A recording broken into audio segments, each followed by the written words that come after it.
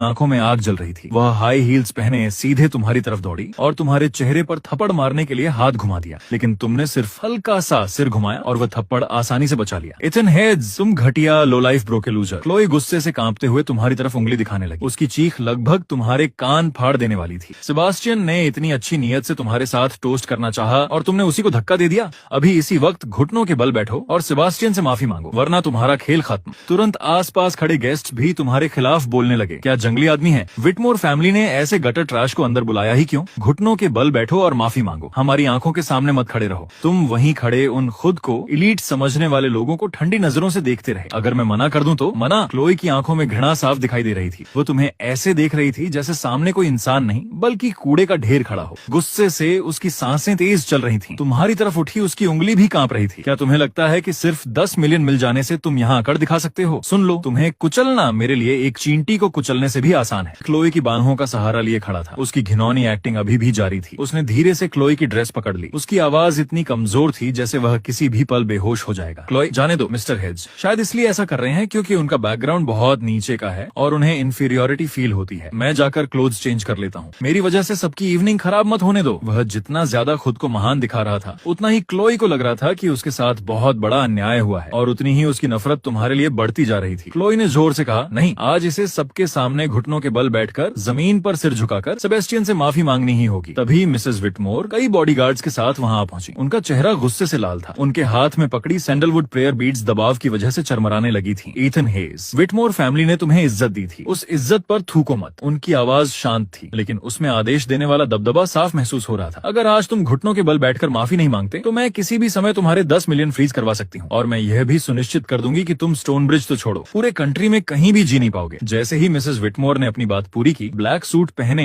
एक दर्जन से भी ज्यादा ताकतवर बॉडीगार्ड्स ने तुम्हें चारों तरफ से घेर लिया। उन्होंने तुम्हें कसकर हॉल के एक कोने में रोक दिया। गेस्ट्स डर के मारे पीछे हट गए, कहीं उन पर खून के छींटे न पड़ जाएं, लेकिन उनकी आंखों में तमाशा देखने की उत्सुकता साफ दिखाई दे रही थी। माहौल अपने सबसे तनावपूर्ण मोड़ पर पहुंच चुका था। सबकी नजरों में तुम बस एक गरीब, बेबस आदमी थे जो विटमोर फैमिली की ताकत के सामने घुटने टेकने के अलावा कुछ नहीं कर सकता था। तुमने क्लोई